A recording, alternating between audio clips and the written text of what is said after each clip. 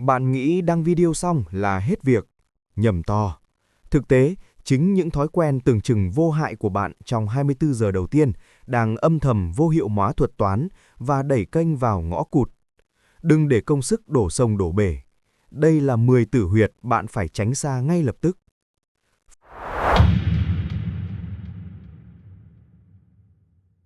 Phần 1. Cú lừa của sự nhiệt tình.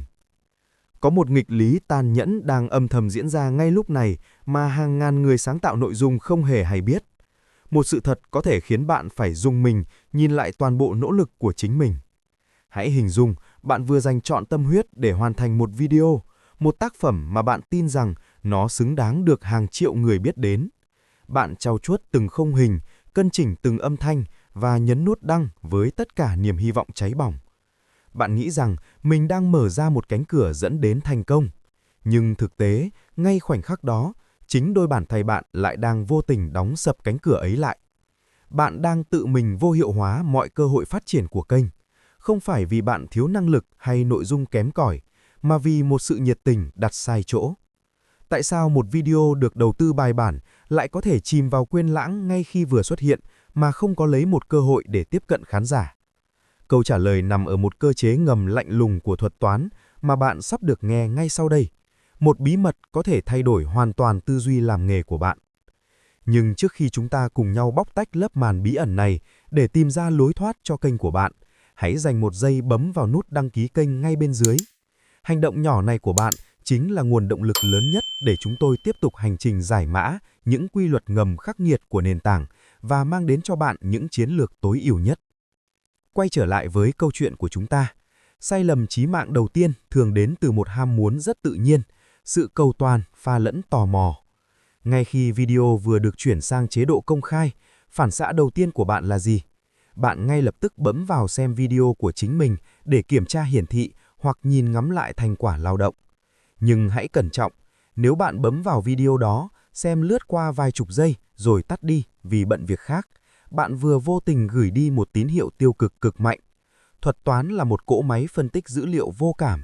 Nó sẽ ghi nhận rằng ngay cả chủ nhân của kênh cũng không đủ kiên nhẫn để xem hết nội dung. Chỉ số thời lượng xem trung bình sụt giảm nghiêm trọng sẽ khiến hệ thống đánh giá video này là kém hấp dẫn và ngay lập tức ngừng đề xuất nó đến bất kỳ ai khác. Chưa dừng lại ở đó, rắc rối tiếp theo còn tinh vi hơn vì nó xuất phát từ tình yêu thương và sự ủng hộ. Bạn hào hứng gửi đường link video cho gia đình, bạn bè và chia sẻ lên trang cá nhân. Họ yêu quý bạn, họ chắc chắn sẽ bấm vào để ủng hộ. Nhưng vấn đề cốt lõi nằm ở chỗ, họ bấm vào vì mối quan hệ với bạn, chứ không phải vì họ thực sự quan tâm đến chủ đề bạn làm. Họ có thể bấm thích, nhưng họ sẽ không ngồi xem hết một video chuyên sâu về chủ đề mà họ không am hiểu. Hành động tưởng chừng như tiếp sức đó lại làm nhiễu loạn hoàn toàn hồ sơ khán giả của kênh. Nền tảng đang cố gắng tìm kiếm những người thực sự có hành vi quan tâm đến chủ đề của bạn, nhưng dữ liệu nó nhận được lại là một mớ hỗn độn từ những người xem không cùng tệp sở thích. Kết quả là hệ thống phân phối bị mất phương hướng, không biết phải đưa video này đến ai, và để bảo vệ trải nghiệm người dùng, nó chọn cách ngừng hiển thị video của bạn. Để kết thúc phần này, tôi muốn bạn hãy suy ngẫm thật kỹ về một câu hỏi mang tính chiến lược sau đây và để lại quan điểm của bạn dưới phần bình luận. Theo bạn, yếu tố nào mang tính quyết định hơn để một video mới có thể bùng nổ trong 24 giờ đầu tiên? A. Chất lượng sản xuất video phải thật hoàn hảo về mặt kỹ thuật, hình ảnh và âm thanh. B. Dữ liệu hành vi từ những người xem đầu tiên phải chính xác và trùng khớp với tệp khán giả mục tiêu. Hãy gõ A hoặc B vào phần bình luận.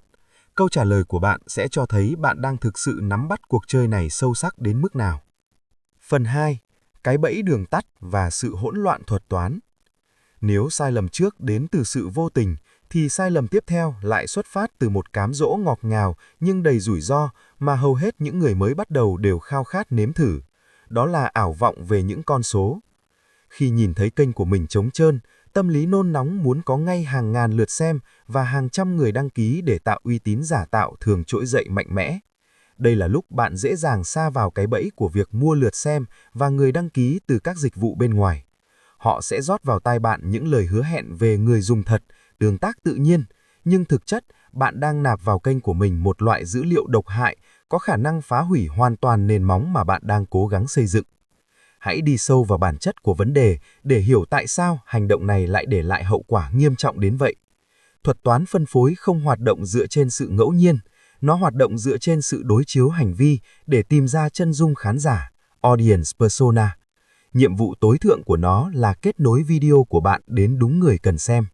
Ví dụ, nếu bạn làm video về kiến thức đầu tư tài chính, thuật toán sẽ tìm kiếm những người có lịch sử xem các kênh về kinh tế, chứng khoán để phân phối. Nhưng khi bạn mua lượt xem, bạn đang ép thuật toán phải ghi nhận dữ liệu từ một đám đông hỗn hợp và vô danh. Những tài khoản được thuê này hôm nay xem video của bạn, nhưng hôm qua họ xem phim hoạt hình, trước đó nữa họ xem hài kịch nhảm nhí hoặc các video ngẫu nhiên khác. Kết quả là, hệ thống trí tuệ nhân tạo của nền tảng sẽ rơi vào trạng thái hoang mang tột độ. Nó không thể vẽ ra được chân dung khán giả mục tiêu của bạn là ai.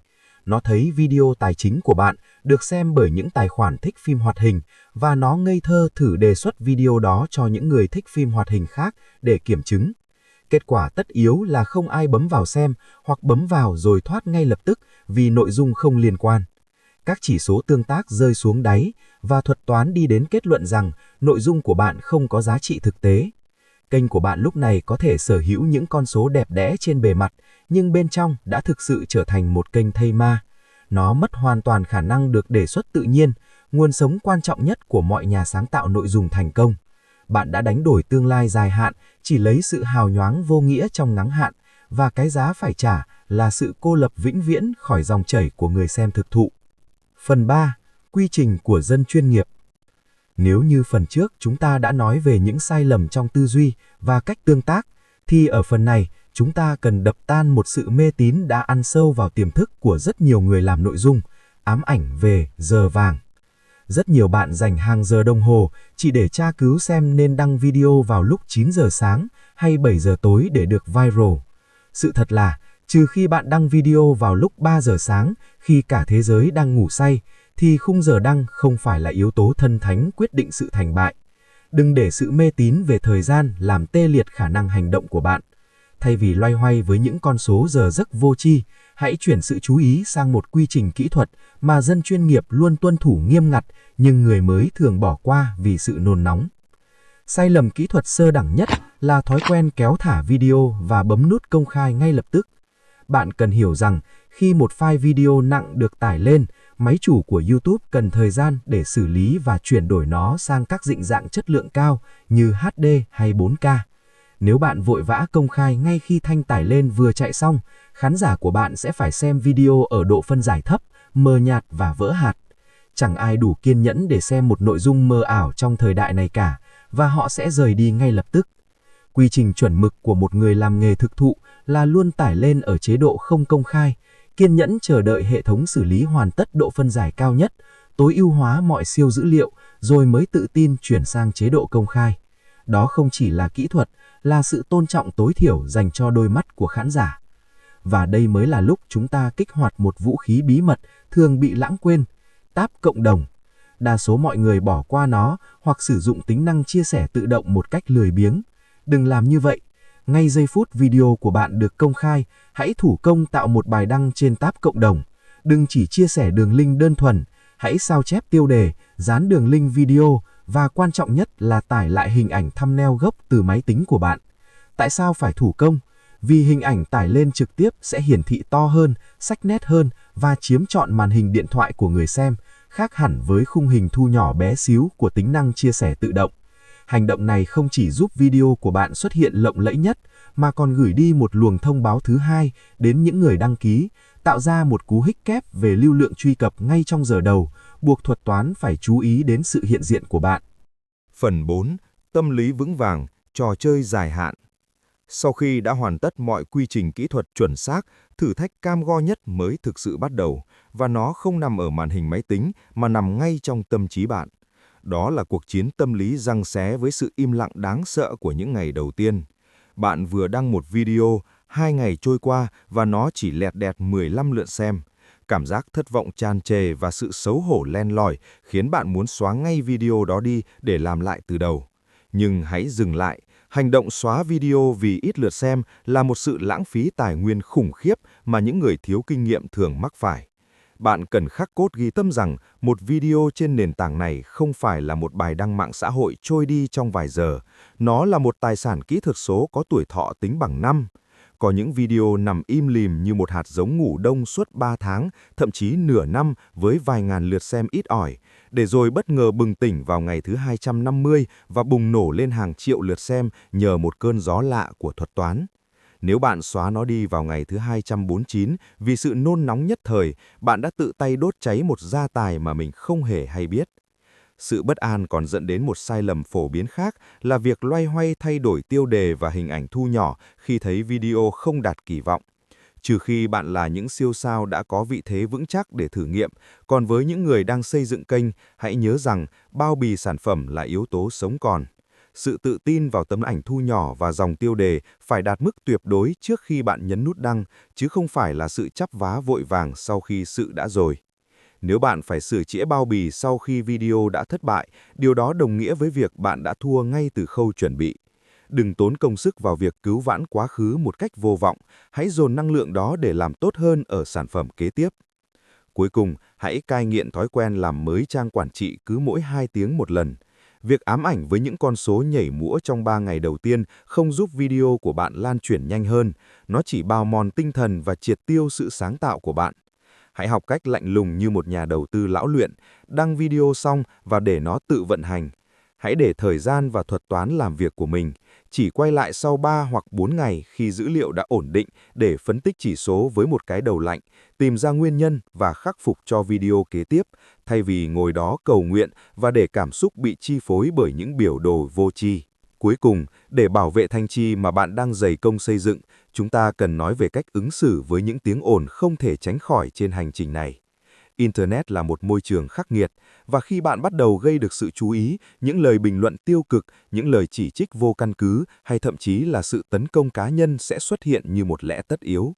Sai lầm lớn nhất của những người mới là để cảm xúc bị cuốn theo, ngồi hàng giờ để đọc, tức giận và xóa thủ công từng dòng bình luận ác ý.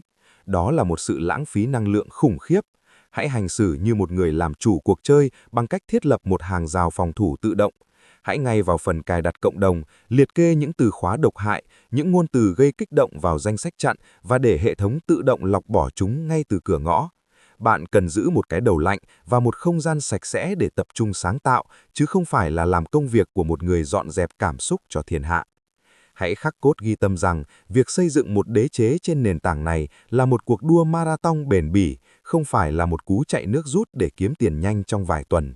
Những kẻ tìm kiếm đường tắt, những kẻ cố gắng lách luật hay dùng thủ thuật đen tối đều sẽ sớm bị đào thải bởi sự thanh lọc gắt gao của thời gian và công nghệ. Chỉ có sự kỷ luật, tư duy đúng đắn và sự kiên định mới giúp bạn trụ vững và hái quả ngọt sau cùng. Nhìn lại toàn bộ hành trình chúng ta vừa đi qua, có thể thấy một chân lý đơn giản nhưng nghiệt ngã bao trùm lên tất cả.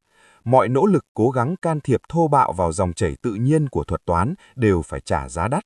Từ những hành động nhỏ nhặt như tự xem video, nhờ người thân ủng hộ, cho đến việc bỏ tiền mua những con số ảo, tất cả đều xuất phát từ nỗi sợ bị lãng quên và khao khát được công nhận tức thì.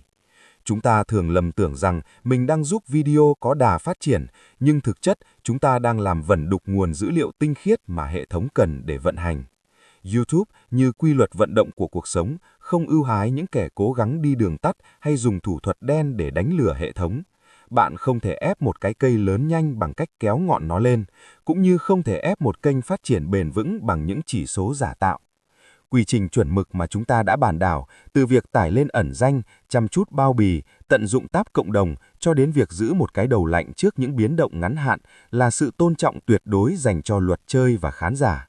Đó là sự chuyển dịch quan trọng từ tư duy săn bắn ngắn hạn sang tư duy gieo trồng dài hạn. Bài học sâu sắc nhất rút ra ở đây nằm ở sự buông bỏ cái tôi muốn kiểm soát mọi thứ. Chúng ta thường nghĩ mình thông minh hơn máy móc, nhưng thực tế, sự thanh thật và tính kiên định mới là chìa khóa vạn năng.